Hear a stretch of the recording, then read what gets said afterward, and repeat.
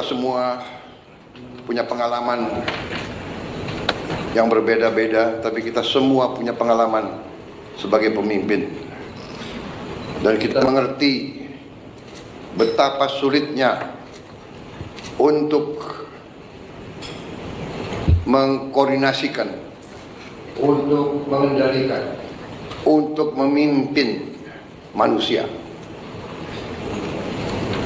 Manusia dengan segala keyakinan masing-masing, segala pengalaman, segala pendapat harus kita jadikan satu tim. Saya merasa saudara-saudara sudah bekerja sebagai satu tim. Saya kira tanpa kerja keras saudara sebagai tim, tidak mungkin kita capai apa yang sudah kita capai hari ini. Dalam waktu yang masih singkat, banyak sekali yang telah kita capai. Strategi yang sudah saya canangkan ternyata mulai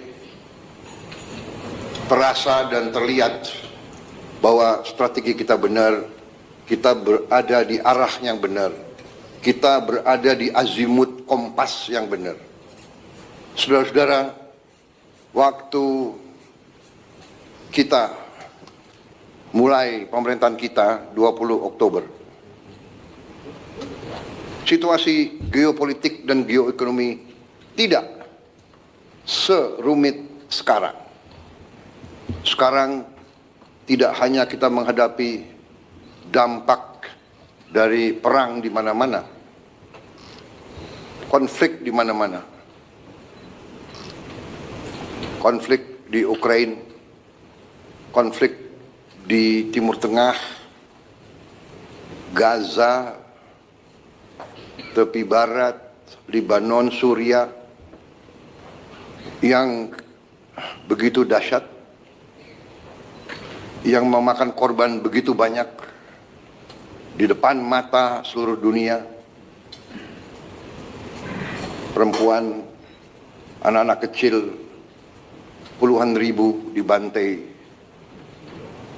Kita juga lihat konflik Israel-Iran, di mana negara adik kuasa pun ikut. Kita lihat konflik India dan Pakistan. Kita lihat di kawasan kita sendiri, konflik Myanmar jalan terus dan tidak kelihatan arah untuk menyelesaikan secara damai, walaupun kita akan dukung ASEAN terus untuk berperan mencari solusi damai di tetangga kita. Belum lagi kita lihat sekarang muncul lagi konflik bersenjata antara sesama anggota ASEAN, Kamboja dan Thailand.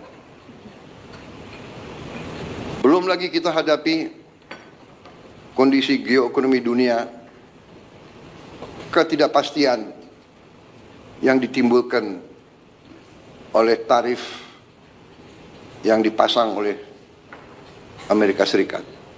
Kita menghadapinya dengan tenang.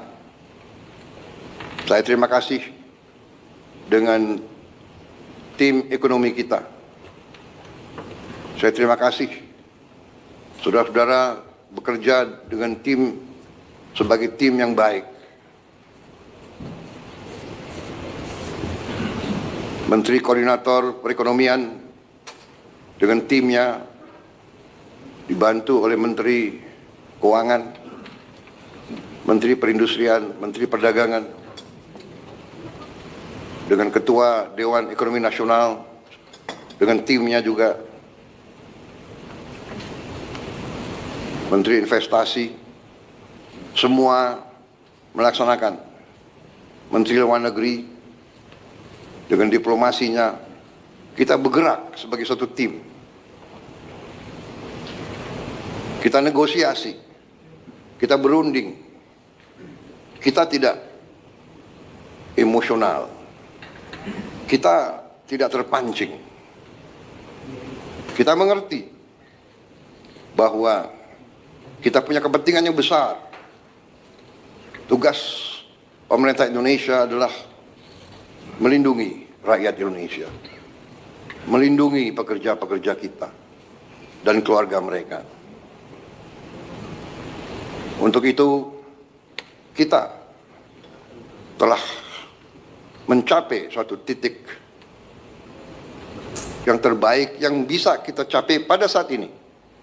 Walaupun kita tidak akan berhenti untuk selalu mencari kondisi yang lebih baik untuk ekonomi kita, untuk bangsa kita, untuk rakyat kita. Saudara-saudara, kita faham dan kita mengerti bahwa kondisi ini akhirnya menguji strategi besar kita, menguji strategi transformasi yang sudah saya canangkan di awal, bahkan sebelum saya dilantik sebagai presiden. Strategi transformasi bangsa yang kita pegang adalah strategi yang berdasarkan realisme, yang berdasarkan kondisi nyata bangsa dan regional dan global. Kondisi nyata ini tidak bisa kita hadapi dengan teori, dengan angan-angan. Idealisme benar, idealisme itu perlu. Tapi yang utama yang bisa menyelamatkan kita adalah realisme. Kita harus dengan realistis melihat situasi dan kita ambil langkah.